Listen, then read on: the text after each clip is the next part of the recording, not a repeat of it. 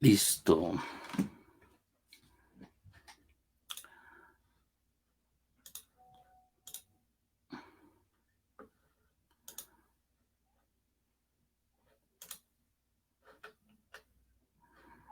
Ok, muy buenos días. Perdón, muy buenas noches. Ando un poco perdido con esto de los cambios de lugar y de sede. La idea original era que pudiéramos continuar en el grupo pues en el centro de la, del grupo de psicología como disciplina de la interioridad, pero hay algunos problemas técnicos por acá y pues no va a poder ser de esa manera. Entonces vamos a comenzar este live eh, desde mi propio perfil. En un momento lo comparto con este. Déjame ver si puedo también. Compartir o no. Sí, lo comparto aquí en el grupo de la psicología como disciplina de la integridad. Listo. También tenemos de ausente a John, entonces por ahorita no nos va a poder acompañar. Esperemos que su internet mejore. Me comentaba que cuando llueve se descompone completamente y pues no les es posible tener una conexión estable. Pero bueno, vamos a hacer lo que podamos. La sesión pasada, sí, terminamos con el subtítulo de eh, el quién de la psicología, ¿sí? Habíamos dicho nosotros que en conjunto el quién de la psicología se refiere a quién hace psicología cuando hacemos psicología.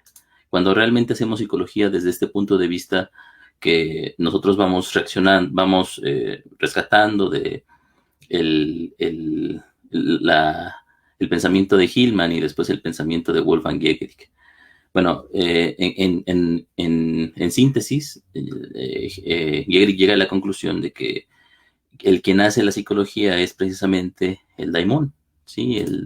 El self, el sí mismo, ¿no? Aquella, o lo que llama Wolfgang Gehrig el alma, es decir, aquella parte que representa la otredad de la propia persona, ¿sí? No la persona en sí misma, no el psicólogo como profesional, no el psicólogo como un elemento activo del propio quehacer de la psicología, sino el psicólogo como un umbral, ¿sí? Como el umbral que tiene que negarse a sí mismo para que el verdadero psicólogo pueda hacer psicología. Recordando esa frase de Jung, de la que yo no recuerdo dónde está asentada, pero que es muy popular en redes, que es ser un alma frente a otra alma con el paciente, ¿no? Esto no solamente es una visión romántica del encuentro terapéutico, ¿no? O sea, no es una apertura completa hacia el otro como tal, sino es precisamente el permitirse, el poder permitir que sea el alma la que esté frente a sí misma, es decir, no es el alma del terapeuta y el alma del paciente, sino es el alma como el contexto lógico de la relación que existe entre el terapeuta y el paciente. Uh-huh.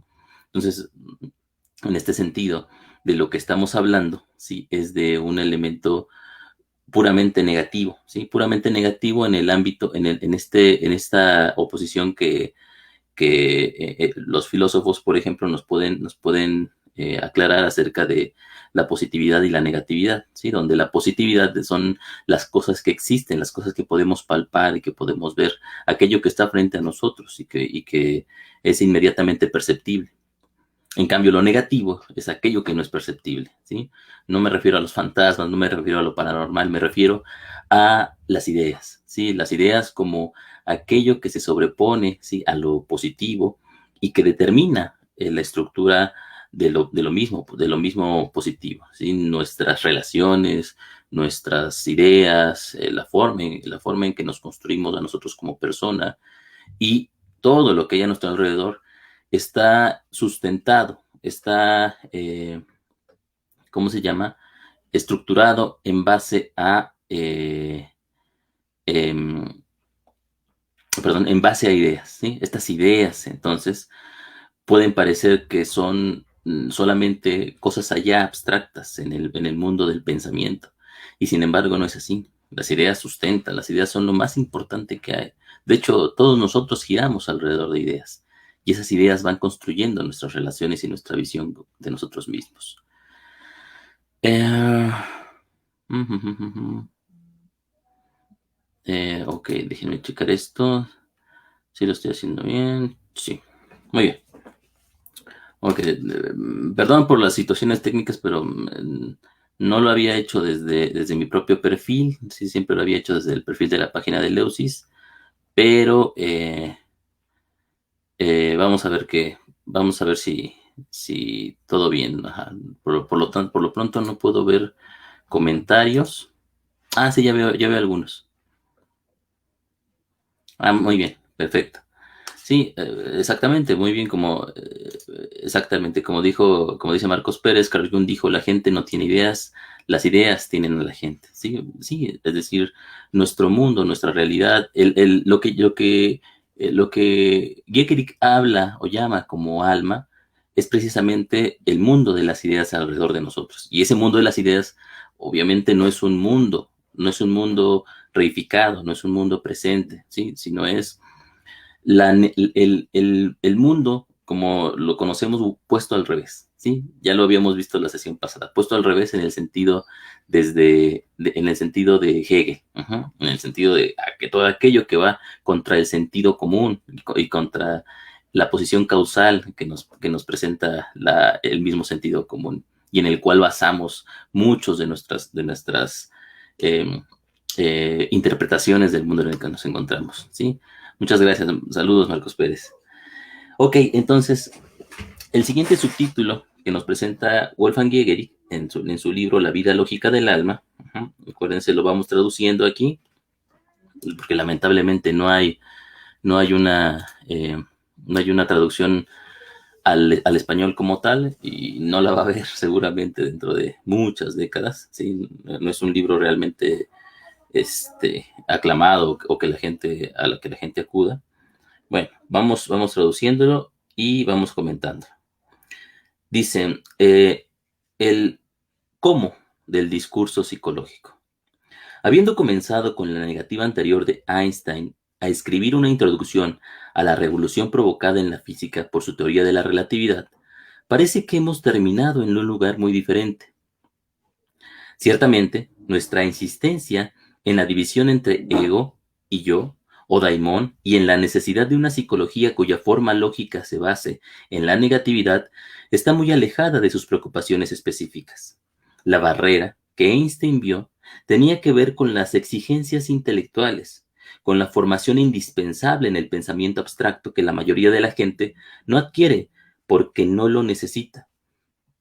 Mi reproche al discurso de la psicología fue que la forma en que está constituida no hace una distinción correspondiente a la distinción que la ciencia hace como algo natural entre popularizaciones y escritos para el especialista. Culpé a la psicología por confraternizar con la conciencia ordinaria o la personalidad del ego, el hombre de la calle, y lo que así se produce es inevitablemente psicología pop. Pero mi reproche no dependía de las calificaciones intelectuales. Los requisitos de ingreso a la psicología real, como los describí, no tienen nada que ver con un cierto entrenamiento de la mente. La división, para suceder en el umbral, es mucho más radical. Quizás se podría decir existencial, refiriéndose a nuestro propio sentido de identidad. ¿A quién en nosotros debería ser el sujeto o autor y el destinatario de la psicología? Um, del discurso psicológico, y que implica un cambio fundamental del centro de gravedad, o mejor, de la autoridad, de la personalidad habitual a un no yo, un otro real en nosotros. Uh-huh. Es decir, tampoco es importante, aunque vendría muy bien, que el psicólogo sea un sujeto educado, culto, ¿sí? Refinado en su propio pensamiento. Esto no quiere decir, no demerita esta situación, ¿eh? Y Wolfgang Eric lo sabe, porque precisamente cuando él escribe todo esto, una de las ideas que tiene en mente, según él, es que esto es un ejercicio también del pensamiento. Este ejercicio del pensamiento ayuda a que la mente del propio psicólogo esté siempre avispada, siempre refinada.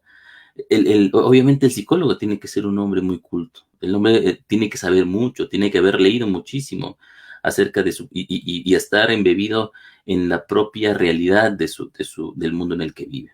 Es decir, estar consciente del espíritu de la época en el cual se encuentra. ¿Sí? Un psicólogo no puede ser un sujeto ignorante, ¿sí? Un sujeto flojo, un sujeto que no esté presto a la necesidad de aprender y de saber cada vez nuevas cosas, ¿sí? No solamente de psicología, también de campos afines y de otras ramas del propio conocimiento que ayuden a poder ilustrar y a poder contener ese conocimiento que se va construyendo. Uh-huh. Y además con la idea constante de que el conocimiento no puede venir de afuera, es decir, uno no construye el conocimiento como si le llegara, sino uno va en pos del conocimiento. Uno es un albañil, podríamos decir, del conocimiento y tiene que hacer el trabajo para ello.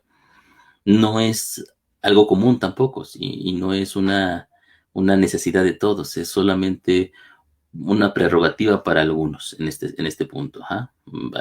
Cada quien hace su trabajo en este mundo y el trabajo en este sentido del psicólogo implica poder, ¿sí? Refinar su propia mente para poder tener un sentido fino de la psicología. Pero este sentido fino de la psicología no solamente tiene que ver con cuánto ha leído, ¿sí? Con cuánto sabe, con cuántos cursos ha tomado, ¿sí? Con cuántas horas de terapia ha hecho, sino tiene que ver, además de esto, ¿sí? Con una presteza que no está en todas las personas, ¿sí?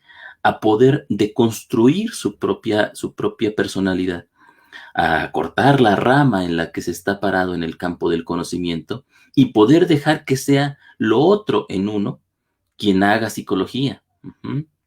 Esto es dificilísimo, porque la mayoría de los psicólogos, y aquí por ejemplo yo recomendaría la lectura de un libro básico y clásico, que es Power in Helping Professions, que en español lo tradujeron como Poder y Destructividad en Psicoterapia. Ajá, más o menos tiene el mismo sentido, no hay ningún problema en el cambio de título.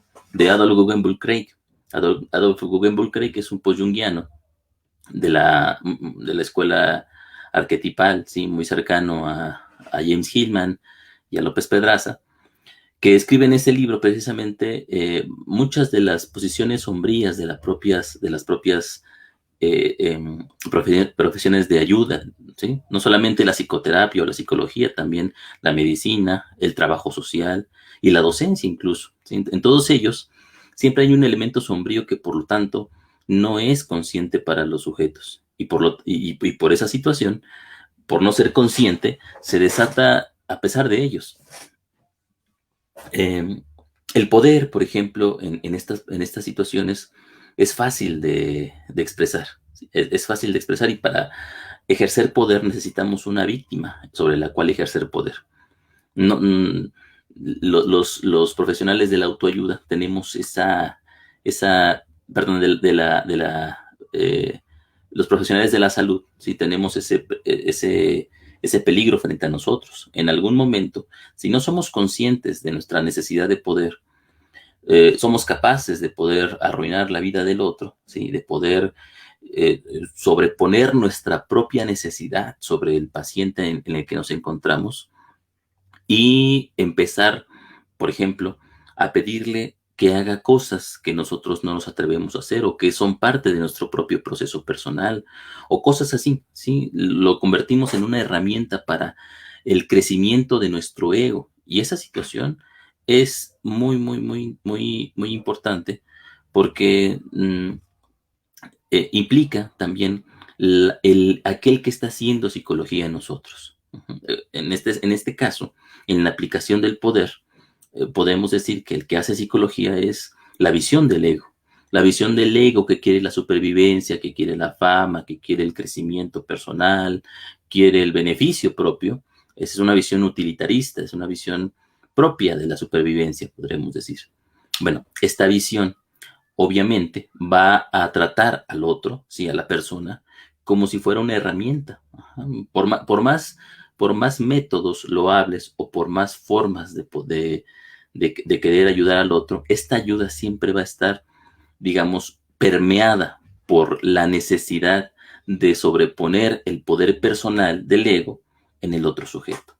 Y el terapeuta no se da cuenta muchas veces de eso. En ese sentido, es importante tener una formación, un propio proceso, pero no solamente hace falta el proceso también, el proceso personal ayuda, pero el proceso personal, el proceso terapéutico tiene que ir aunado, ¿sí? a, a la capacidad de poder despreciarse a uno mismo. ¿Sí? Podría parecer irónica esta situación, pero no lo es. Y cuando digo despreciarse a uno mismo, obviamente para el que lo conozca estoy citando a Nietzsche, ¿no? El último de los hombres, por ejemplo, para Nietzsche, es aquel que no puede despreciarse a sí mismo. Y Zaratustra constantemente dice que él ama a los hombres que pueden despreciarse a sí mismos. Esto quiere decir, esto lo podríamos traducir a este tema del que estamos nosotros hablando, a la capacidad del propio psicólogo para poder permitir que sea lo otro quien haga psicología y en este sentido limitar y además humillar, ¿sí? Humillar en el sentido etimológico de la palabra, su propio sentido, ajá, de personalidad, su propio ego, y permitir que sea el otro el que haga la psicología. ¿Y quién es ese otro? Ya habíamos dicho nosotros, la negación de esa propia visión egoica. Entonces, no sea yo el que haga psicología, podríamos decir, ¿no? Como una parábola, como una frase bíblica, sino sea siempre el alma en mí quien haga psicología. Ujú. El alma, es decir, el conjunto de ideas y de conjunto de ideas compartidas que se van construyendo y que forman el ámbito cultural del que nosotros estamos permeados, es quien tiene que hacer psicología cuando estamos en ese punto. Por lo tanto, mi opinión, mi necesidad, mi propia personalidad tienen que estar en un corchete. Ujú. Lo llamaría, por ejemplo, Husserl lo llamaría una epogé, ¿no? Es decir, un lugar en donde yo tengo que limitar esas propias opiniones personales o esas propias necesidades, las necesidades que vienen del sentido común. Porque una vez que yo ya estoy en el sentido común, o una vez que ya estoy expresando mis necesidades personales, entonces ya no estoy en el mundo de la psicología, ya no estoy en el mundo invertido, he regresado al mundo del sentido común. Y desde ese mundo del sentido común, ¿sí?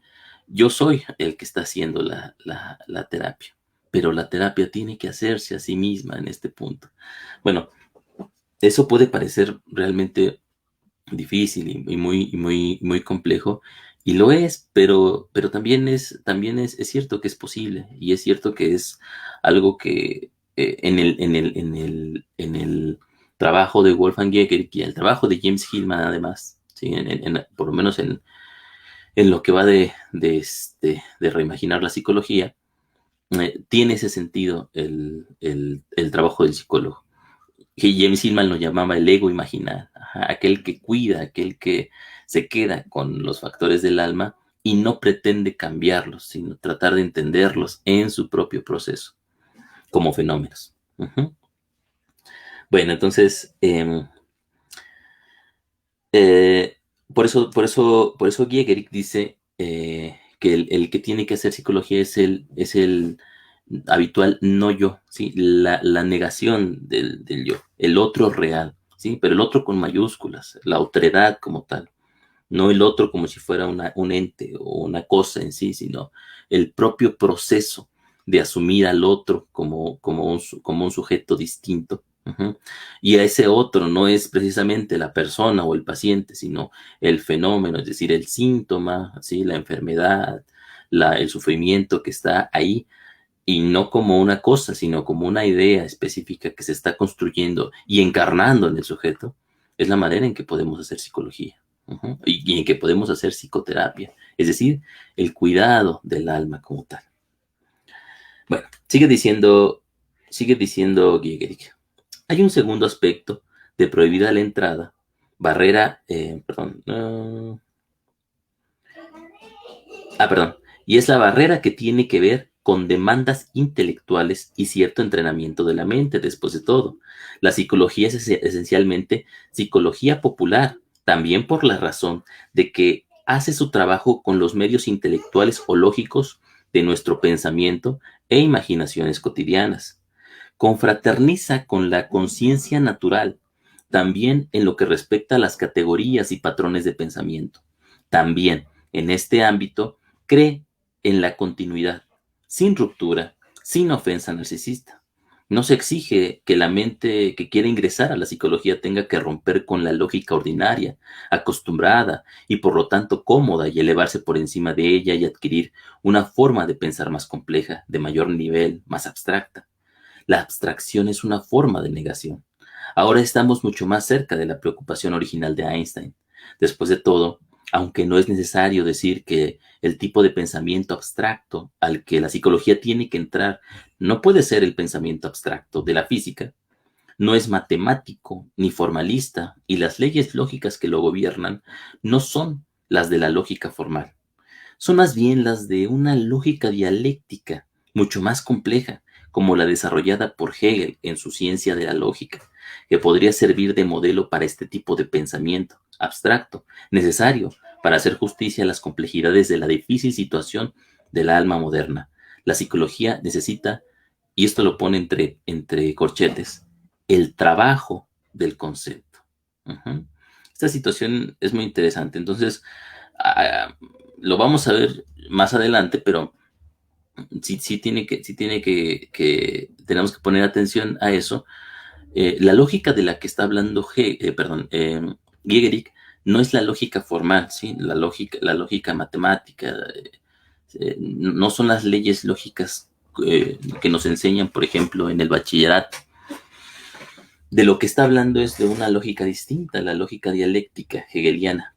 Para Hegel implica la cúspide del pensamiento, ¿sí? Lo más alto a lo que llegó la cultura occidental en cuanto al pensamiento. Después de eso, después de Hegel, que es de hecho el último gran sistema en la filosofía, después de eso hay un debacle en los propios pensadores.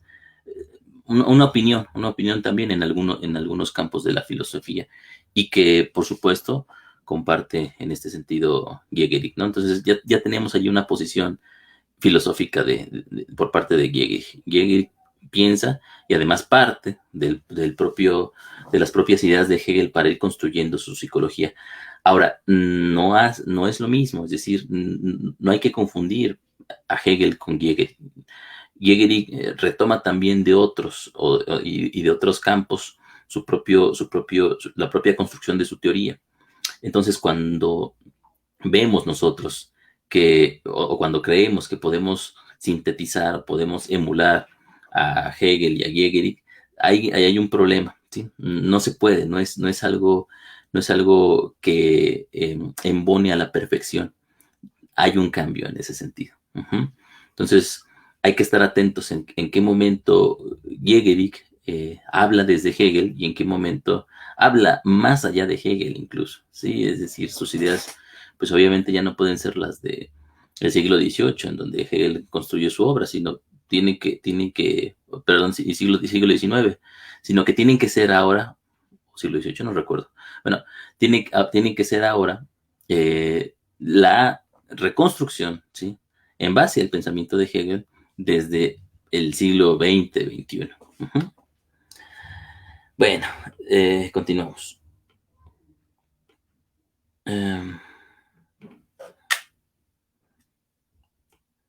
Sigue diciendo.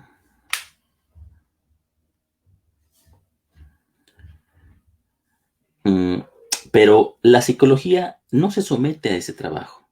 La cuestión de qué forma de pensamiento es necesaria para que la mente pueda lidiar adecuadamente con las grandes realidades psicológicas de nuestra época simplemente no existe para ella.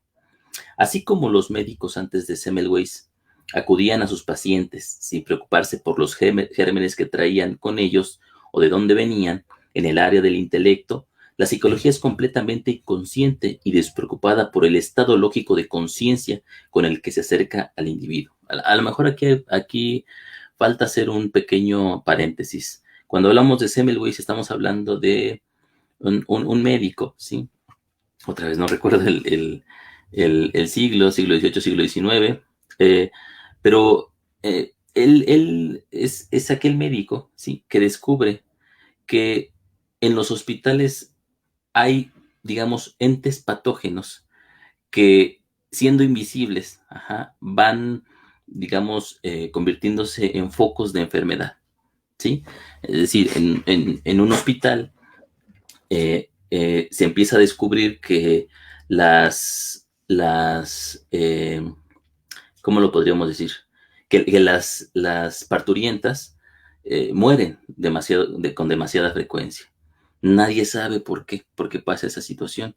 Hasta que un joven médico se da cuenta de que los practicantes, ¿sí? O aquellos médicos que van a llevar a cabo los partos, ¿sí? Que ayudan en los partos, vienen a su vez de la morgue. Entonces, esta situación implica la necesidad de que el médico, ¿sí? Entre en un proceso de asepsia y pueda, digamos, llegar libre de gérmenes hacia los pacientes con los que se encuentra. Bueno, en esta época de pandemia, nosotros lo podemos entender muchísimo mejor.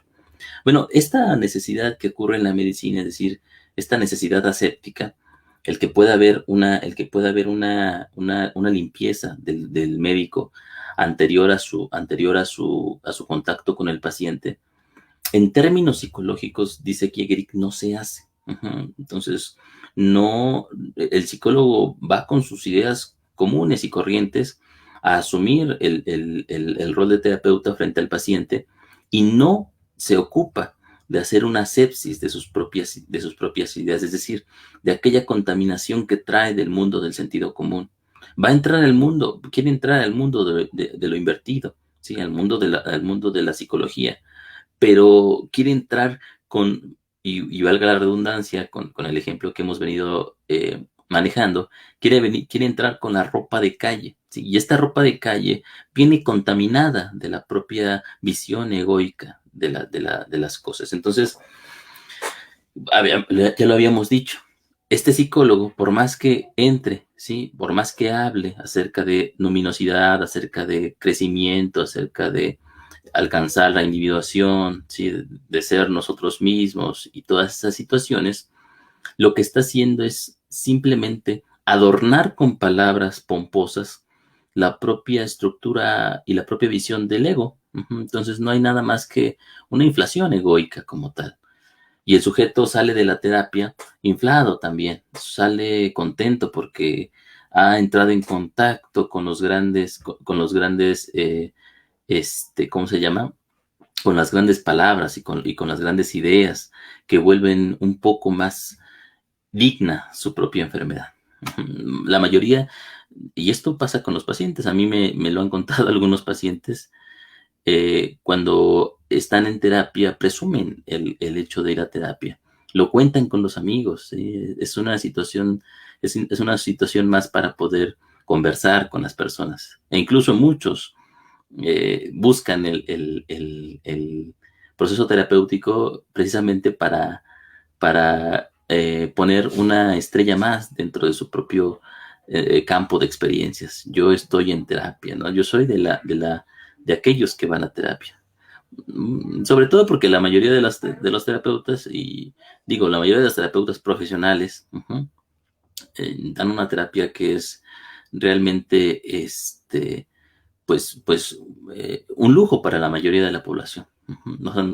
Lamentablemente nuestra formación nos obliga y además nuestra necesidad por más formación nos pide un cierto pago, y no es un pago barato muchas veces.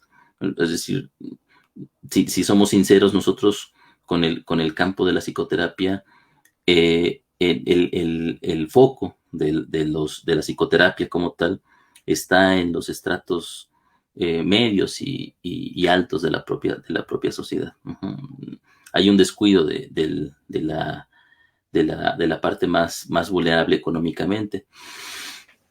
No sé cómo esa situación podría cambiar y se tendría que hacer, porque regularmente los centros que apoyan o que dan servicio a las clases más marginadas y a las clases más necesitadas, mm, sinceramente muchas veces no son las más adecuadas. O sea, se da terapia a destajo y eso pues tiene su mérito, pero tampoco es una cuestión completamente profesional. Bueno, pero es parte de los factores críticos que habría que ver dentro del campo de la psicología y de la psicoterapia como tal. Entonces, bueno, seguimos. La psicología ha aprendido que los terapeutas como personas deberían haber pasado por un extenso análisis personal antes de que se les permitiera trabajar con pacientes. Pero, perdón, no ha aprendido que de la misma manera que los médicos deben proteger a sus pacientes de los fenómenos psicológicos, perdón, que los médicos, pero no ha aprendido que de la misma manera que los médicos deben proteger a sus pacientes de las fuentes de infecciones que ellos mismos portan, la psicología debe proteger los fenómenos psicológicos de las deficiencias intelectuales de su propio estado de ánimo, sin el menor escrutinio de sus premisas lógicas y modelos de pensamiento. La psicología procede a ahondar en su tema tal como sale de la calle, por así decirlo, sin lavado de manos, intelectual previo, sin antisepsia intelectual. La alquimia se configura como la dualidad de oratorio y laboratorio. La psicología no tiene equivalente. Hace que el psicólogo se tropiece directamente con el laboratorio. En psicología simplemente se da por sentado que uno puede proceder con el trabajo así como así y que el tipo de inteligencia necesaria para la psicología es la misma que la de cualquier periodista o la necesaria para afrontar situaciones de la vida cotidiana. Solo los contenidos, las ideas particulares, el tipo de información con el que se trabaja la psicología son diferentes de lo que escriben los periodistas, de lo que conoce la conciencia del sentido común, no el estado lógico básico de la mente. Algo muy parecido decía Jung eh, acerca de cómo el hombre común, sí, el ego, en este punto acerca de la psicología, cree que puede saber y cree que puede conocer los vericuetos del proceso psicológico, ¿no? Los entresijos de la psique como tal, simplemente porque tiene una mente. Ajá. Es curioso, esto no lo pensaríamos, habíamos dicho en la primera sesión, para otras ciencias. Sí, o sea, una persona, o bueno, quién sabe, ¿no? Pero digamos, una persona con con dos dedos enfrente, obviamente no presumiría de saber de la física cuántica. O sea, sería algo realmente absurdo y él mismo sería consciente de su absurdidad. Pero de psicología y de psicoterapia, ¿sí? Todos creemos saber. Incluso hay una visión común acerca del psicoterapeuta que lo ve como un símil de una plática común con un amigo, por ejemplo. Ajá. Y las personas cuando alguien les platica acerca de cualquier cosa, regularmente dicen, bueno, yo podría ser psicólogo porque las personas acuden a mí para platicar o para que les dé consejos. Bueno, esa es una, obviamente es una tara del sentido común, ¿sí? Es decir, una falta de cultura acerca de lo que es la psicología y de qué estudia y de qué hace y de cuál es el proceso del trabajo psicoterapéutico. Pero, ¿sí? No solamente ocurre de manera automática. Eh, digamos nosotros que esto sería también el reflejo de propio esfuerzo de la psicología por no esforzarse. este esfuerzo por hacer fáciles los contenidos, por hacer sencillo el entrar a la psicología. Yo lo había comentado en varias ocasiones. Yo he visto de primera mano y he experimentado en carne propia cómo en los centros universitarios, por ejemplo, se pide que la psicología sea sencilla. Se pide que el docente, por ejemplo, explique explique su tema de forma muy sencilla. Esto no solamente creo que sea en la psicología, yo creo que es ahorita un proceso global, ¿no? En donde se está educando a los jóvenes y a los profesionales, se los está educando de una forma muy superficial, donde importan los títulos, importan lo que diga el currículum que se puede hacer, pero no lo que se puede hacer realmente. Sí, esto implica que no nos metamos demasiado en la teoría, que no nos metamos demasiado en cuestiones oscuras de la propia profesión, sino que solamente toquemos aquello que nos es útil inmediatamente. Ujú. Sí, y como bien dice Marco, devaluamos la complejidad. Y en este punto, el problema de devaluar la complejidad no solamente es que no le damos su valor al propio conocimiento, sino que nosotros mismos como personas nos vamos haciendo cada vez más tontos. Sí, es decir, porque no ponemos en práctica, no ensanchamos la propia mente, la mente en el sentido de aquel razonamiento en nosotros que tiene que hacerse cada vez más educado y más complejo. Es el punto del estudiar, es el punto de prepararse, ¿no? Ser educados, ensanchar nuestra propia visión. Mientras más ideas podemos nosotros abarcar, nuestra visión también se vuelve más compleja, porque las ideas son aquello a través de lo que vemos. Y si tenemos muchas ideas, podemos ver muchas cosas. Pero sobre todo, si las ideas son lo que ve a través de nosotros, es muchísimo mejor, que sería la diferencia que hace Gehrig en este sentido, ¿no? O sea, no solamente es cuántas ideas tenga, sino que también yo sea capaz de que las ideas vean a través de mí y no de ser un obstáculo, una puerta cerrada para las propias ideas que quieren ver. Uh-huh.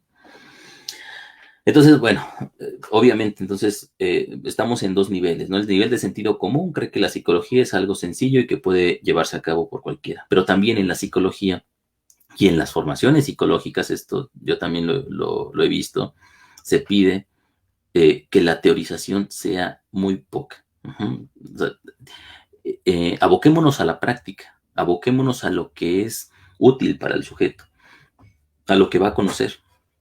Uh-huh. O sea, el siguiente paso para esto es, pues hazme un manual mejor, ¿no? Es decir, vamos a hacer manuales acerca de cómo abordar las cosas y pues nos olvidamos de las problemáticas y solamente vamos a consultar el manual y ya, no tenemos que pensar más, que piense el manual por mí, que lo que piense sea el conjunto de factores técnicos que necesitamos nosotros ejercer en un punto y no pensar más. Ahí hay una problemática también, porque el hombre se va convirtiendo cada vez más en un ignorante de su propio hacer. Hace compulsivamente. Y si nosotros lo vemos desde el punto de vista psicológico, el hacer tiene que ir conectado con el saber hacer, ¿sí? Y en este punto con el pensar. Uh-huh. O sea, no podemos, tenemos que pasar por ciertos niveles, ¿no? Desde el no saber hacia el no saber que sabemos, ¿sí? Hasta llegar al saber del que no se sabe, ¿sí? Pero que se sabe. Bueno, pero tenemos que pasar por esos puntos, ¿sí? No podemos partir de la ignorancia para llegar a la ignorancia como tal. Bueno, entonces, por eso pide Gehrig que la mente sea una mente preparada y una mente que esté constantemente dialogando con factores complejos, ¿sí? Con situaciones abstractas que nos obliguen a salir del propio sentido común para poder entender el mundo en el que nos encontramos. Sigue diciendo Gehrig, la conciencia ordinaria desarrolló sus estructuras de pensamiento y sus formas de pensar a partir de su experiencia en y con el mundo fenoménico, cosas u objetos visibles y tangibles, personas y su comportamiento e interacciones, procesos naturales, el fluir del agua, viento, fuego, terremotos, la organización social de la sociedad, la experiencia interna de emociones, pasiones, percepciones, impulsos, intenciones, etcétera, eran el marco de referencia para todos los que pensaban en todo en la vida. El pensamiento era básicamente un pensamiento pictórico, modelado a partir de lo que la percepción y la intuición sensorial parecían enseñar. El pensamiento no había vuelto a casa en su propio terreno. Los modelos básicos del pensamiento se adquirieron durante la época en que el hombre era cazador y agricultor, es decir, hasta hace unos 200, perdón, 200 serían 2000 años. ¿Qué nos está diciendo aquí Gehrig? Nuestras propias herramientas de pensamiento están también de alguna manera ancladas a formas anteriores en las cuales la conciencia había entendido su propia participación en el mundo. Ya habíamos dicho nosotros las sesiones pasadas que la conciencia tiene una historia propia y que no es la misma esta conciencia que experimentamos nosotros como hombres posmodernos que la conciencia preplatónica o, perdón, prehomérica, ¿no? Es decir, aquella conciencia ritualista y atada a la mitología como tal. El gran problema de muchos psicólogos junguianos, por ejemplo, es no ver este proceso histórico dentro de la conciencia y por lo tanto creer que todavía podemos entender el mundo, ¿sí?, lógico de la mente en la modernidad desde las categorías premodernas del propio mito y el ritual. El propio mito y el ritual obviamente fueron muy importantes en algún momento y fueron la forma en que el alma entendía su propio proceso de construcción, pero ya no pueden ser, ya han sido dejadas atrás por la misma conciencia a la que pertenecían. Y aquí hay varias cosas interesantes, ¿no? Porque Gehrig no dice que estas situaciones se desaparezcan, sino al contrario, se vuelven el suelo a partir del cual las nuevas ideas se van elevando. Lo que antes era techo llega a ser suelo, es decir, se convierte en la base, o podríamos decir, ahora está en el centro del propio estadio moderno lógico. Entonces, no, la conciencia en este punto, eh, eh, sin embargo, tiene que llegar a casa. Es decir, el pensamiento no solamente es algo dado, sino que además el pensamiento tiene que alcanzarse a sí mismo. Tiene que pasar de ser un pensamiento implícito, un pensamiento en ciernes, un pensamiento que no se da cuenta del estadio en el que se encuentra, a ser un pensamiento que es completamente consciente de sí mismo. La historia para Gehrig de la propia conciencia es este camino constante de la conciencia transformándose, ¿sí?, llegando a estadios nuevos, pero además tratando de pensarse a sí misma para poder estar a la altura de su propio caminar. Nosotros, obviamente, nos damos cuenta y sabemos acerca de lo que ha pasado, pero no sabemos a dónde va a ir, cuál va a ser el próximo estadio, cuáles van a ser los resultados de las propias movidas, digamos, fenoménicas del alma en este momento. Sabemos de lo que ha sucedido. El saber siempre llega tarde en este punto. La conciencia siempre es una conciencia a posteriori, ¿no? No podemos saber a priori de lo que vaya a suceder. Por lo tanto, sí tenemos, lo que sí podemos saber es que este movimiento dialéctico de la conciencia se va moviendo no hacia un adelante externo, no hacia un futuro, allá en un tiempo que vamos a alcanzar, sino al contrario, se mueve hacia sí mismo. Es decir, la conciencia se está moviendo constantemente hacia su presente. Por eso dice Gehrig, o lo llama el llegar a casa. La conciencia tiene que llegar a casa, es decir, tiene que ser lo que ya es. esta idea del ser lo que ya es, nos resuena mucho a los psicólogos junguianos, ¿no? Porque es precisamente el centro de la individuación. El concepto de individuación es ese, es el camino a través del cual el ser humano va construyéndose de tal forma que llega a ser lo que ya es. No llega a ser una cosa distinta, o no llega a ser mejor incluso. Es decir, el sujeto no progresa, no no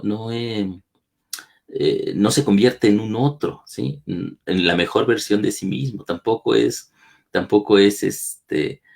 una cuestión moral la que busca, sino al contrario, la individuación es la búsqueda de aquello que en el sujeto ya es, pero que tiene que pasar por un viaje, en el sentido de Jung, ¿sí? Por el viaje a través de la propia vida de la persona para poder expresarse cada vez más.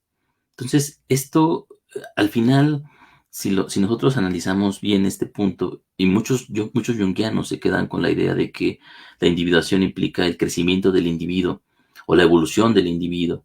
Ujú. Pero si el punto en este sentido es ser lo que ya somos, quiere decir que esto que ya somos no lo somos a la vez. Es decir, esto que somos es otra cosa. A esa otra cosa Jung la llamaba el sí mismo, el self en nosotros. Y este self nos implica a nosotros, pero no es nosotros en sí mismo. Entonces la individuación al final podríamos decir no es otra cosa, sino la revelación del self, la revelación de aquello que es en nosotros. Ujú. Entonces, esta situación es muy similar a lo que está hablando Gigerik en cuanto a la conciencia, pero ya en un nivel social, en un nivel colectivo, en un nivel cultural, podríamos decir. No se trata de lo que el hombre sea, ¿sí? Sino de aquello que en el hombre, ¿sí? Es, pero que tiene que llegar a encarnarse, podríamos decir, a volverse consciente. O, como lo dice Gigerik, a llegar a casa hacia sí mismo. Bueno, un poco de la propia dinámica de la conciencia. Vean ustedes entonces que Eric no parte de nada. Esta idea que está implícita ya en Jung, esta idea que nosotros podemos entender de la lectura del proceso de individuación, Gehrig la está haciendo y la está combinando con otros procesos para poder entenderlo de manera más compleja. Ujú. Bueno, sigue diciendo. Pero ahora vivimos en un nivel de realidad abstracto totalmente diferente. Aunque las fuerzas de la naturaleza todavía están ahí, sin embargo, el nivel en que vivimos ha superado el nivel de las cosas y procesos naturales, el nivel de lo que se puede percibir e imaginar en términos de percepción e intuición sensorial. Pero nos acercamos a la vida de este nuevo nivel abstracto todavía con las viejas categorías. Ujú. Para dar un ejemplo, la palabra y la idea guerra se desarrollaron en una época en la que todavía se luchaba de hombre a hombre, con espadas, cuchillos, lanzas y flechas. Ahora tenemos guerras con misiles, crucero, de larga distancia, con vigilancia satelital y modernos sistemas de telecomunicaciones, con armas basadas en tecnología láser, radar e informática, y con el potencial de la energía nuclear. Este es un fenómeno totalmente diferente, algo absolutamente nuevo e incomparable, pero todavía usamos la misma palabra, guerra. Este es solo un pequeño ejemplo que muestra hasta qué punto nuestra conciencia y nuestra lógica están rezagadas con respecto a lo que ha estado sucediendo. La palabra guerra es un equívoco que cubre el abismo que separa la vieja situación acogedora de la lucha de la situación abstracta, radicalmente nueva de la lucha. La vida se ha movido durante mucho tiempo del nivel en el que solía estar y ahora ocurre en un nivel fundamentalmente más alto, ¿sí? O más profundo, un nivel mucho más abstracto. El propósito del equívoco es eximirnos de tener que darnos cuenta, en el sentido más amplio de la palabra, de que nos enfrentamos a un fenómeno verdaderamente novedoso que requiere nuevos enfoques lógicos.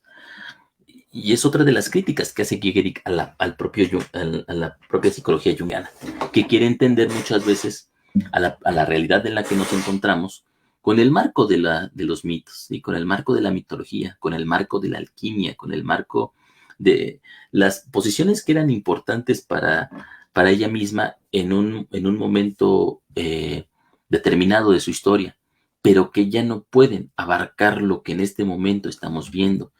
No porque seamos mejores ni porque seamos peores, no porque, digamos, haya una preferencia en cuanto a a los elementos que van estructurando la conciencia en este momento, sino porque simplemente la conciencia ha cambiado. Uh-huh.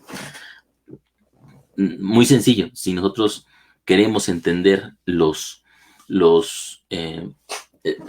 cuando, por ejemplo, hay un concepto muy común que ocurre en psicoterapia junguiana, que es el concepto del niño interior.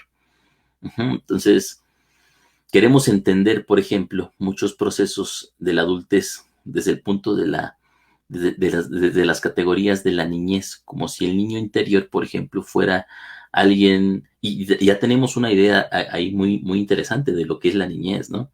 Porque la niñez entonces es un momento de alta creatividad, un momento de pureza, ¿sí? Un momento de pura expresión. Y entonces decimos, a la persona o al adulto le falta la niñez, le faltan las categorías de la niñez, las categorías que ya perdió, las categorías que ya no puede recuperar simplemente porque la niñez está adecuada a su propio momento de desarrollo.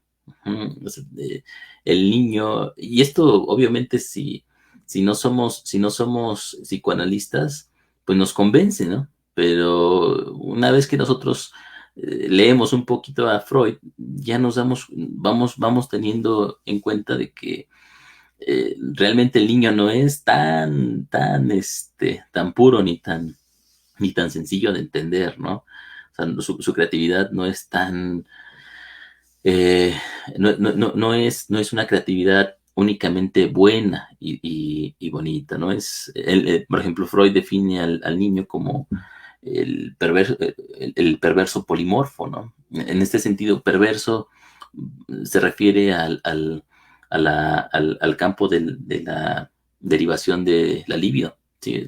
La energía sexual, según Freud, ¿no? Es perverso porque obviamente la libido en este punto no está ligada al objeto sexual como tal, sino que se va por vericuetos, está ligada hacia objetos, a partes del cuerpo e incluso a personas de la propia familia. Entonces, hay una perversidad en esto. O sea, perverso no quiere decir que sea malo, sino perverso quiere decir que todavía no está ligado a un objeto determinado, como se supone que tendría que ser en algún momento. Ajá. Y el polimorfismo implica precisamente las muchas formas en las cuales la libido se expresa en el propio niño. Bueno, campo aparte, esta situación hace que que veamos que la imagen que nosotros estamos construyendo del propio niño interior tiene que ver primero con un prejuicio de lo que nosotros pensamos que es un niño, y segundo, con la confusión de que las categorías infantiles pueden aplicarse a la propia adultez. Y obviamente no, ¿sí? Obviamente el adulto ya no puede hacer lo que hacía el niño porque su propio estado de existencia le exige nuevas cosas, ¿sí? O sea, puede recuperar quizás, o sea, puede tratar de aprender, pero tratar de aprender no quiere decir repetir y remedar, sino al contrario, encontrar la base de su propia actitud en algunos otros elementos que nos entienden.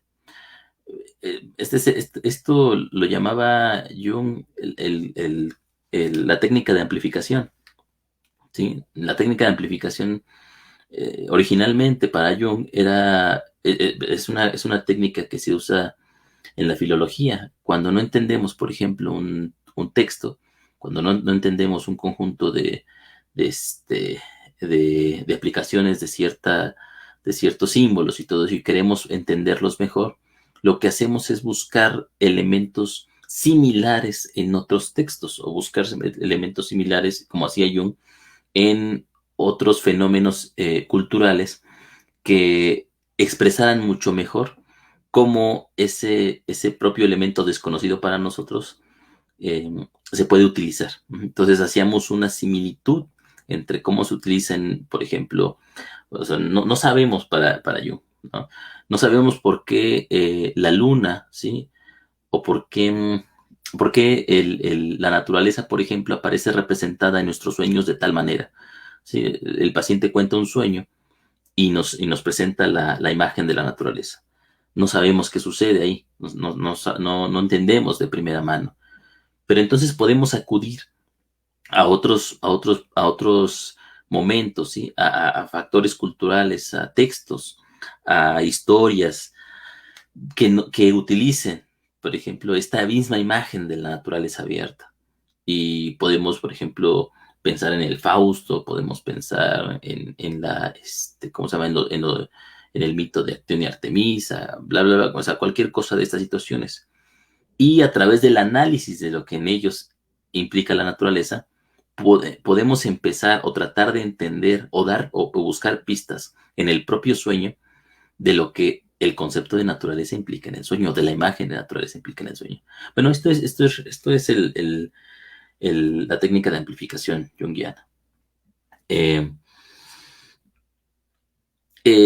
el, y fíjense que hay una confusión también en el campo junguiano, porque la técnica de amplificación ya no se utiliza de esa manera, ya se utiliza como una forma de comparación, o sea, ya es una situación comparativa nada más. Ajá.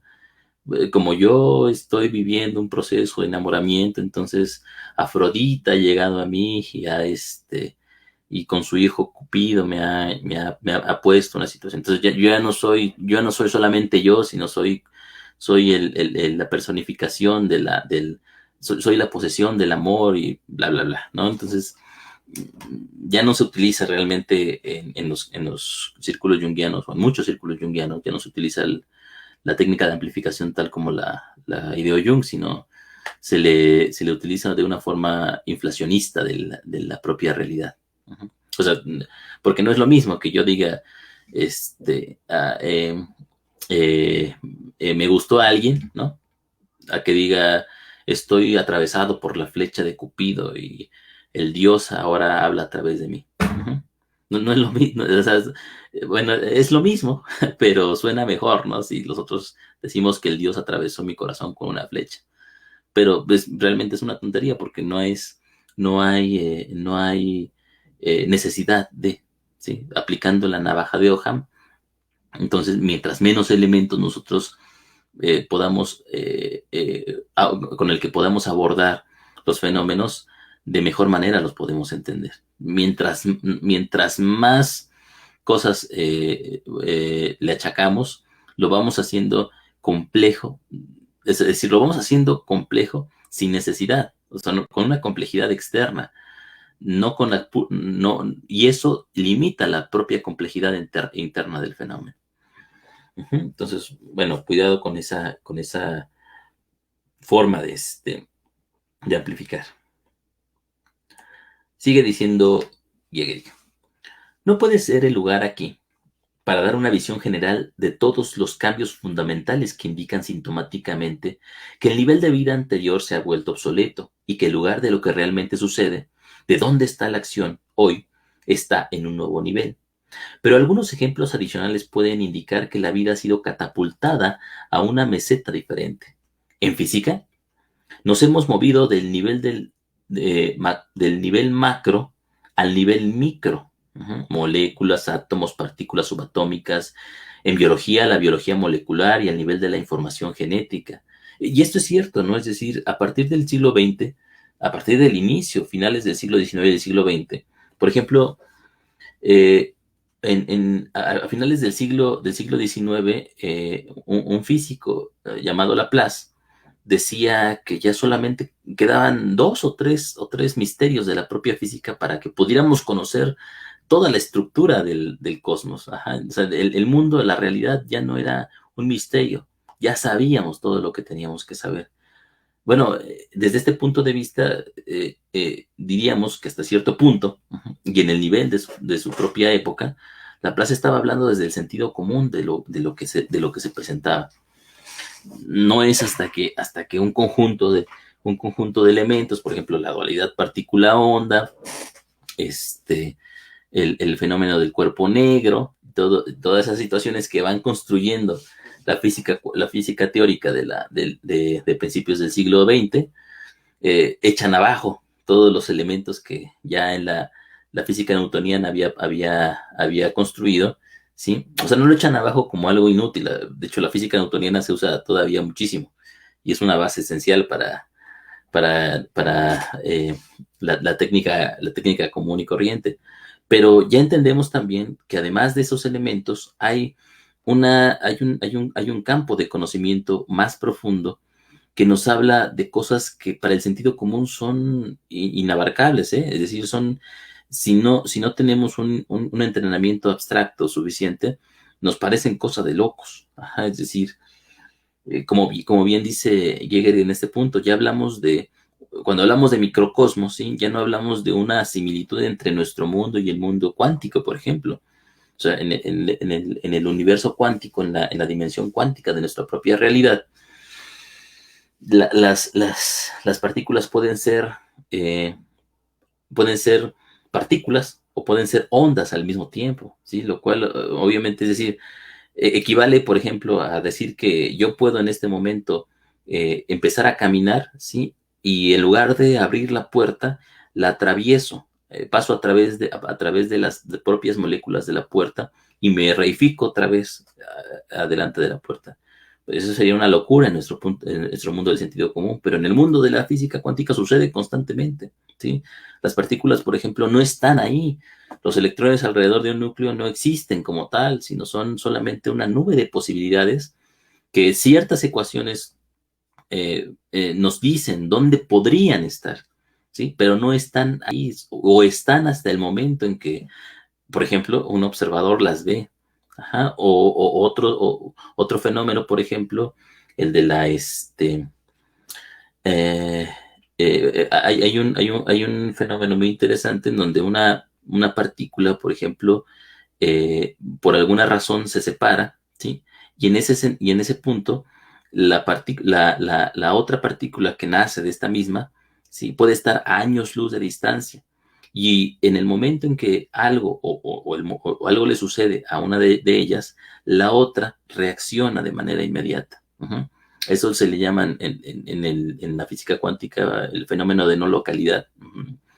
Imagínense, es decir, cómo una partícula en otro lado del sistema perdón, de la galaxia, por ejemplo, puede reaccionar de forma inmediata, cuando la información no puede, porque nada puede, ¿sí?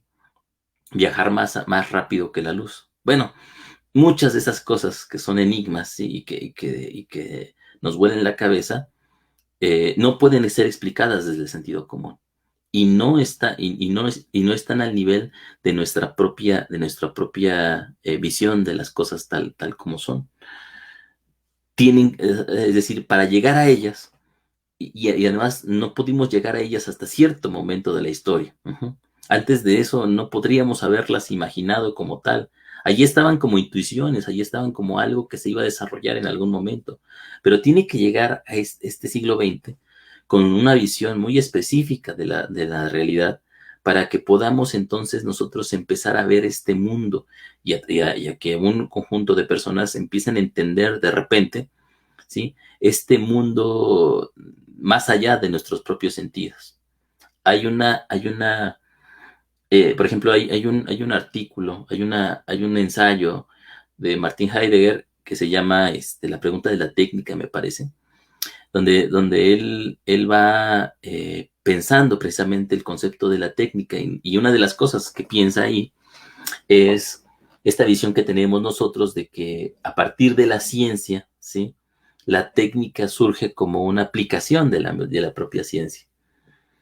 Lo que nos dice Heidegger es que no, que es al contrario, es decir, la técnica es una prerrogativa para que la propia ciencia pueda ser construida. Le llama él la esencia de la técnica, es decir, la técnica no como una aplicación, sino la técnica como estado de existencia del propio ser humano.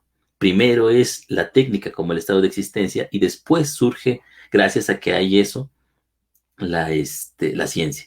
¿Sí? Podríamos decir nosotros, no es que la televisión o el internet, por ejemplo, hayan surgido de la nada, sino que tuvo que haber existido una estructura lógica dentro de la propia conciencia que pudiera darle sentido a estos procesos. Es decir, no hay un proceso de evolución constante, sino que aparece un estadio de repente en la propia conciencia, en el pensamiento de la propia cultura, que permite que ciertas cosas puedan ser pensadas, y antes no.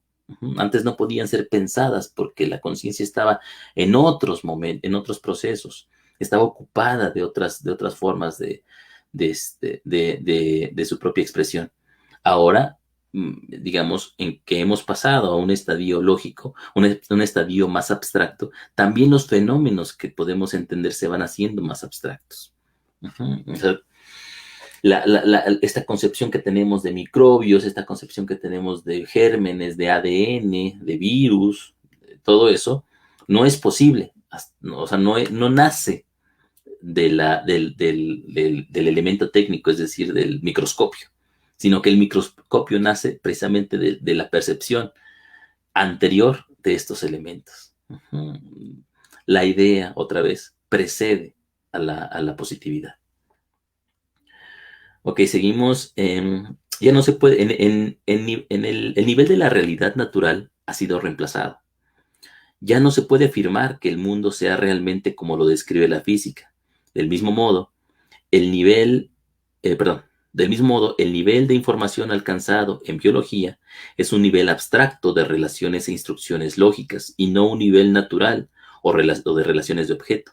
En general, las leyes de información y de comunicación determinan e impregnan cada vez más las áreas de nuestra vida. Es decir, si nosotros nos vamos al campo de la genética, en la genética ya no hay cosas como tales, es decir, ya en el nivel más básico, ¿sí? El ADN ya no es un elemento como, como una silla o como una mesa o como un gato frente a nosotros, sino es información. Uh-huh. O sea, la forma básica de la vida es información en ese sentido. Incluso por ahí hay, o sea, muchos dicen que ya está zanjado, muchos dicen que no. El debate de si un virus, por ejemplo, es una forma viva, porque el virus es precisamente un trozo de información que tiene que llegar hacia un ser vivo para, para adherirse al trozo de información de su propio ADN y a partir de él empieza una dinámica de crecimiento y de expansión. Uh-huh. Pero en sí mismo, el virus por sí no tiene vida en el sentido común y corriente, sino que es la potencia o la potencialidad, o es vida en potencia, porque es energía es información que se adhiere a aquello que es información también en el organismo que es huésped de ese virus. Eh, bueno, en este punto la biología entonces ha llegado a un momento en donde sus objetos ya no solamente son cosas, ¿sí? Ya no solamente son animales y plantas, sino que en sí misma el centro de su propio estudio y lo más básico de su visión sería el intercambio de información entre los seres vivos. Uh-huh. La información que se convierte en vida. Bueno, en general, las leyes de la información y la comunicación determinan e impregnan cada vez más las áreas de nuestra vida. La vida se ha salido en gran medida de la realidad natural y procede a establecerse en la realidad virtual del ciberespacio. Los poderes existentes en nuestra situación ya no son naturales como el día y la noche, la lluvia y el sol, la tierra y el mar, las pasiones e intereses humanos. Nuestra vida está gobernada por fuerzas o procesos absolutamente extraños, abstractos e irracionales que nadie comprende y que otras épocas no han conocido. Los procesos a gran escala, tanto en toda la economía como en las grandes organizaciones empresariales e incluso en la política, aunque en cierto sentido siguen siendo creados por el hombre, tienden a convertirse cada vez más en procesos anónimos sin sujeto, muy por encima de las cabezas y de las personas, procesos que siguen sus propias leyes internas pero desconocidas, lo que los hace en gran medida impredecibles. Eh, perdón, no, déjame ver esta. Impredecibles y llevan a cabo el desarrollo de teorías caóticas.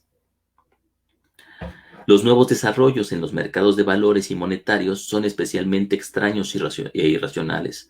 El comercio con derivados implica miles de millones de dólares. Es un comercio con opciones o futuros abstractos que no están respaldados por ningún valor económico real, ni tienen una relación sólida con él. Si algo saliera gravemente mal en esta área, podría tener consecuencias desastrosas para todo el mundo. ¿Sí? No, para entender mejor esto, sí, yo les pedí, y ahí sí yo no me meto porque no es algo en lo que yo me haya profundizado, pero sí habría que tener una noción por ejemplo, la teoría del caos. Sí, esta teoría que habla acerca de estos fenómenos caóticos que no tienen una causalidad lineal y que son indeterminados. Uh-huh. O sea, por ahí tenemos la frase básica de Lorenz, ¿no? Acerca de si una mariposa aletea en Hong Kong, hay un huracán en Nueva York, cosas así. Es decir, lo que implica esto es, para Lorenz implicaba un fenómeno meteorológico, es decir, un pequeño cambio en los factores de un fenómeno meteorológico, y pueden implicar el desastre total en su dinámica, ¿sí? O sea, no podemos predecir, el sentido es este, no podemos predecir un fenómeno por su constante actual. Si en esa constante hay una variante mínima, como el aleteo de una mariposa, ¿sí? Es la metáfora, las consecuencias de su propio crecimiento pueden ser completamente distintas a lo que nosotros podríamos predecir. Por lo tanto, fenómenos como la bolsa de valores, ¿sí? Los fenómenos bursátiles en ese sentido, y los fenómenos políticos no pueden ser determinados solamente por lo que nosotros conocemos de forma común. Podemos nosotros intentar ver probabilidades, y este mundo de la bursatilidad, por ejemplo, se maneja por probabilidades, pero no podemos saber a ciencia cierta cómo va a suceder algo.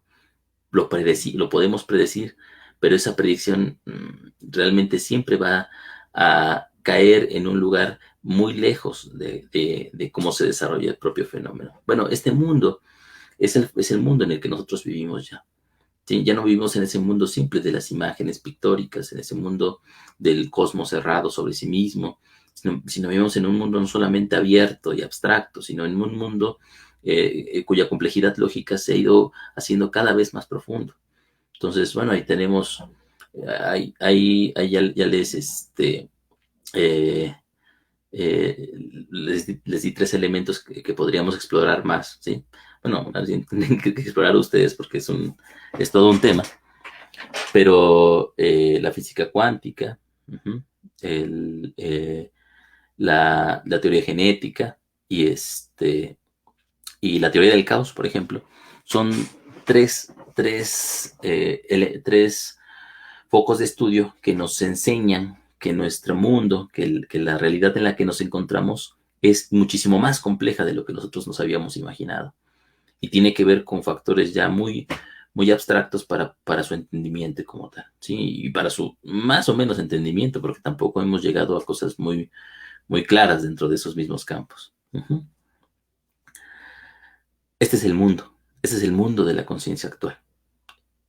¿Cómo podemos ahora, más o menos, con este breve y mal esbozo que les acabo de dar, cómo podemos entender, ¿sí?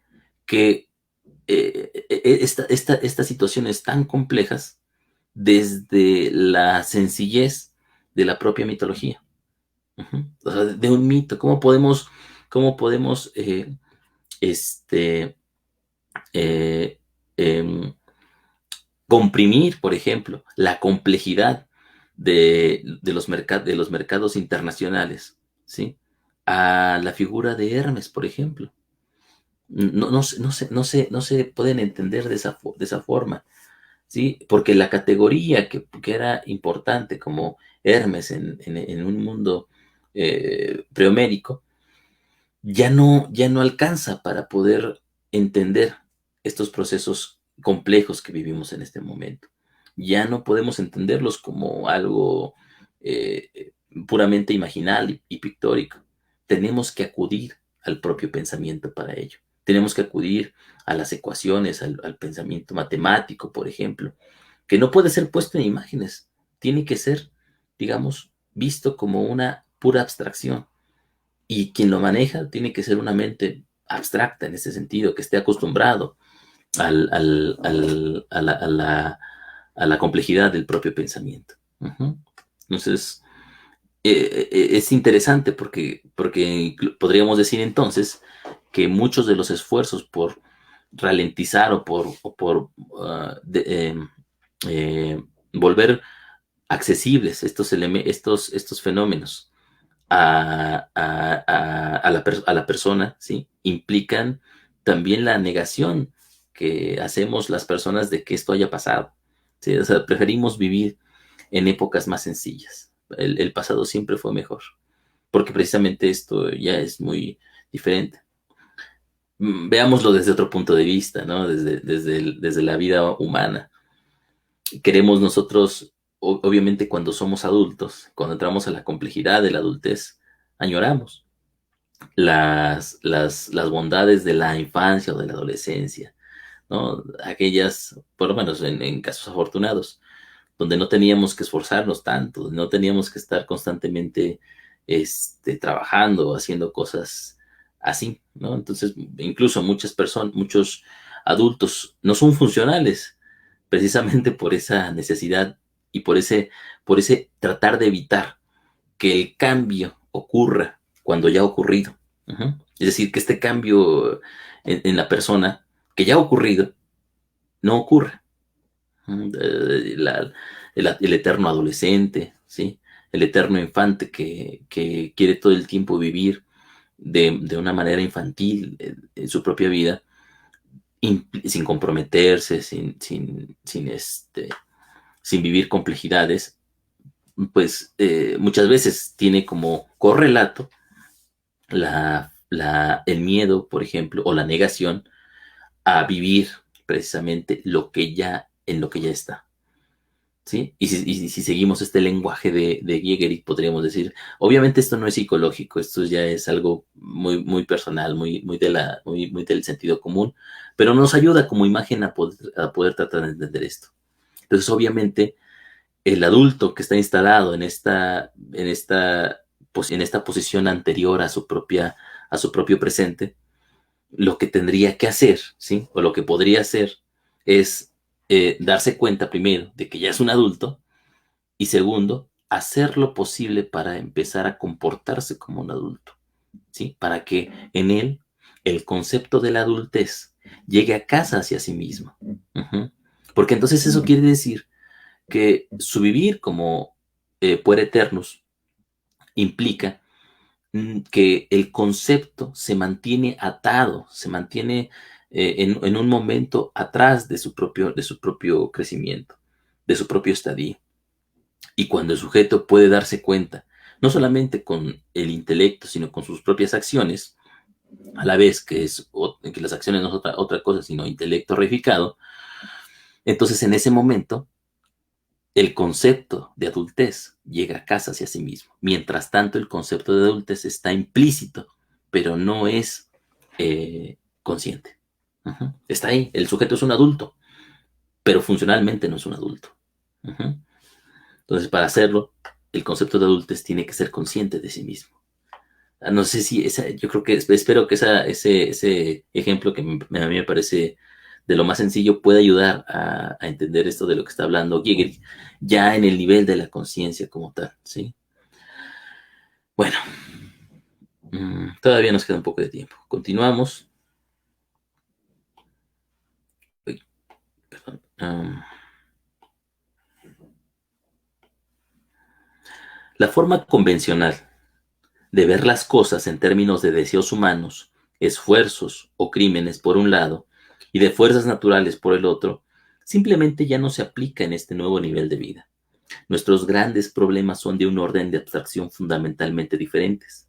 De alguna manera son hechos por el hombre, eh, sin embargo, son sujetos en gran parte autónomos y para los humanos incontrolables e incomprensibles. Nunca ha habido una situación comparable a la nuestra en toda la historia de la humanidad. Esta nueva situación requiere otro estado lógico de conciencia que quizás podría estar intelectualmente a la par con él. La conciencia tiene que avanzar más allá del pensamiento pictórico y pasar al nivel abstracto del pensamiento propiamente dicho. Ujú.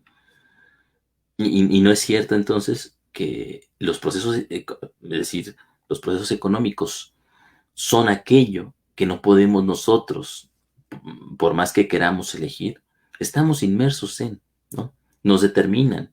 O sea, aunque nos queramos salir de ello, aunque queramos una economía diferente, el mundo se está destruyendo por esta misma economía.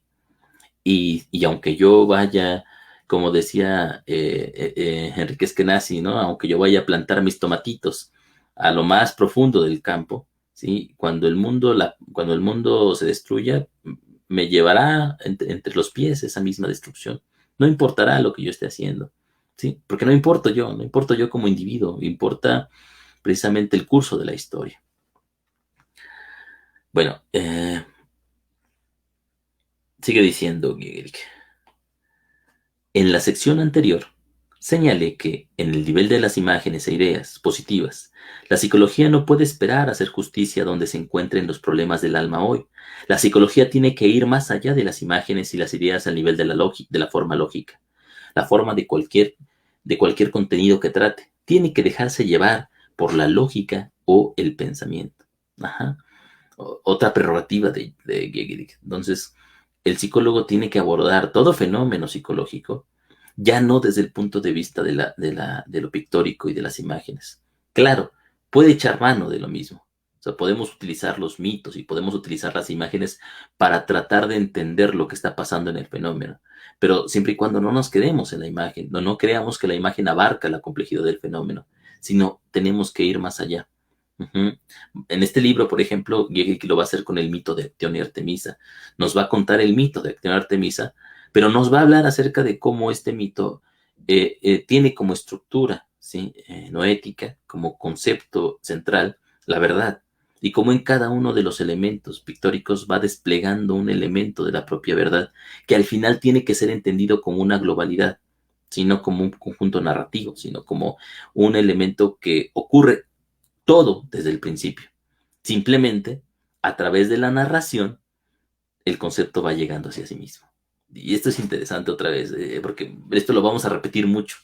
El concepto tiene que llegar a sí mismo, ¿sí? Entonces, ya he dado varios ejemplos de esa situación, pero ténganlo en cuenta. Para Hegel, el fenómeno, sí, todo fenómeno es un concepto en sí. Y este concepto, o implícitamente es un concepto, pero este concepto implícito necesita volverse explícito. Es decir, necesita ser consciente de sí mismo. Y esto implica muchas veces la conciencia del sujeto o no. ¿Sí? Puede ser importante, no ser importante, pero lo realmente relevante es la conciencia del propio fenómeno de sí mismo. Ajá.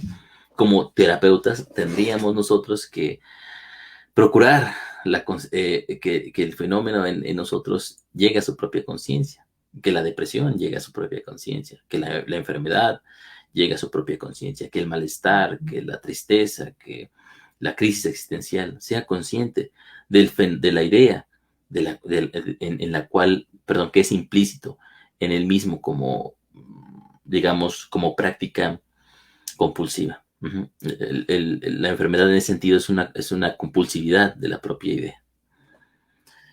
Y bueno, con esto, con el siguiente párrafo terminamos.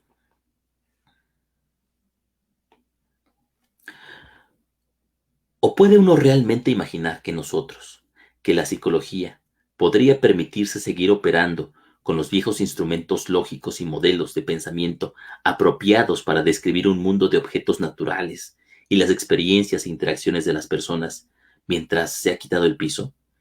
Debajo de nosotros y la realidad de la vida se ha dislocado a un nivel radicalmente nuevo.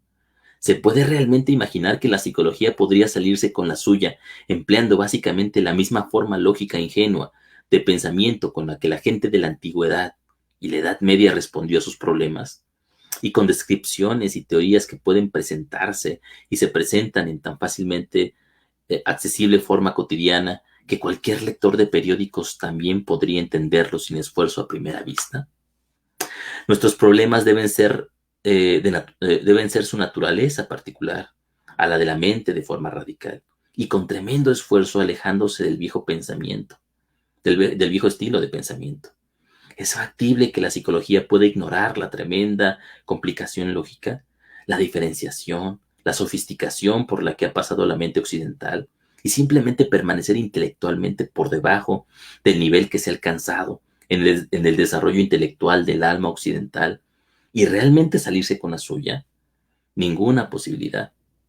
La psicología tiene que escalar los picos mentales que se han alcanzado, como el pico, por citar solo un ejemplo, representado en la lógica de Hegel, y poco a poco aprender a asentarse en estos picos. Como personas comunes y corrientes, no tenemos ninguna necesidad de llegar a esto. No es importante para nosotros eh, eh, eh, lidiar con la complejidad y la abstracción del mundo en el que en el que nos encontramos. ¿Sí? Por ahí en algún artículo, me parece que de conocimiento común, que las personas pueden tener un vocabulario muy limitado para poder hablar y para poder expresarse con los demás, ¿no? Algunos hablan de 20 palabras con las que una persona común y corriente puede vivir. O sea, ¿para qué? ¿Y para qué necesitamos todo el diccionario, no? ¿Para qué necesitamos aprender nuevas palabras y aumentar nuestro léxico en ese sentido? A la mayoría de las personas no lo necesitan y no les es vital en su propia vida utilizarlo. Para un filósofo, por ejemplo, para un poeta, vamos a dejarlo ahí en el campo de la poesía. Obviamente un poeta, para ser un buen poeta, necesita tener una visión global, ¿sí? Pero además profunda del propio campo de las palabras. Ujú. O sea, conocer muchísimas palabras, puesto que su tarea será la imbricación constante, de la complejización de las propias palabras, e incluso en algunos puntos ir más allá de la propia eh, eh, teoría sintáctica de la construcción del lenguaje para formar nuevas formas de lenguaje. En este punto pues, requiere obviamente un bagaje, ¿sí?, de palabras y de conocimiento del lenguaje que no cualquiera necesita. ¿Sí? Él lo necesita, el poeta lo necesita para hacer poesía. Bueno, en este sentido, el psicólogo, ¿sí?, en tanto hace psicología, perdón, no necesita, perdón, necesita precisamente estar a la par de este pensamiento abstracto, ¿sí? Por lo menos ser consciente de que hay picos que necesita alcanzar y hay formas del pensamiento que no están en el mismo nivel del sentido común y que la persona que está asentada en el sentido común no los necesita. Pero como psicólogo, sí los necesito. Sí necesito esa complejización, sí necesito esa abstracción, sí necesito que la mente desde la cual yo estoy construyendo, ¿sí?, esta negación de mi propia visión egoica, sí sea una mente acostumbrada a estos temas tan complejos. Ujú. Entonces, en ese punto, este, eh, digamos, hay un reto intelectual en el propio psicólogo. Ujú. Y por lo tanto podemos entender por qué Giger comienza con esta negativa a que el psicólogo ¿sí? Vea a la psicología como una ciencia sencilla, como un conjunto de conocimientos prácticos que se pueden entender en 4 años y medio de carrera. Ujú. No, realmente el proceso de hacer psicología es un proceso de toda la vida que se va construyendo y con el cual todo el tiempo tenemos que estar a la par de la propia complejidad del campo psicológico en el cual nos encontramos. Y el campo psicológico no solamente es las teorías psicológicas, sino desde el punto de vista de Gehrig es la lógica de la conciencia en la cual nos encontramos históricamente en este momento. Entonces, para ser psicólogos, tenemos que tratar con nuestro propio esfuerzo de llegar o de estar a la altura de ese propio pensamiento. A la vez que ese estar a la altura y ese trabajo implica la negación de nosotros mismos. ¿Sí? Bueno, un montón de cosas que pudieran parecer difíciles y que lo son. ¿No? Si no Gehrig no insistiera en la dificultad de... Pero en el punto es que nosotros no somos psicólogos para enfrentarnos a cosas sencillas, es decir, es como el filósofo no se mete a la filosofía para leer a Carlos Trejo, ¿no? Es decir, nosotros se supone que en el campo de la psicología queremos estar en contacto con la complejidad de los fenómenos psicológicos, por lo menos de los fenómenos psíquicos. Ya de ahí dar el paso a los fenómenos psicológicos sería otro trabajo. Entonces, bueno, ahí está la tarea. Obviamente esto implica que es esa frase que en algún momento John me repite mucho, que yo he dicho, hay muchos psicólogos y muy poca psicología. Ujú. Porque la dificultad que implica la psicología, no todos están dispuestos a poder asumirla como tal. Ujú. Bueno, pues ahí le dejamos. Continuamos la próxima sesión. Yo creo que bien, ya casi terminamos este subtítulo. Y seguimos trabajando. Espero que ya la próxima sesión podamos arrancar desde la página de la psicología como disciplina de la interioridad. Hoy no pudimos, me parece que hay un problema en el nivel de administración que tengo, entonces tengo que platicarlo con Ale Vica para que para ver si se puede desde un nivel mayor y arrancamos desde esa página. Ajá. De todos modos lo comparto otra vez en mi perfil, no hay problema, pero vamos a trabajar desde ahí. Muy bien, entonces ya saben, si les interesa y quieren tener esta sesión grabada y además quieren estudiarla en forma de audio, pueden apoyar el proyecto en Patreon y ahí hay diferentes niveles, sobre todo el nivel 2 y 3, donde acceden a estos beneficios de la propia lectura. Bueno, les agradezco mucho a todos. Nos vemos la próxima semana. Que estén muy bien.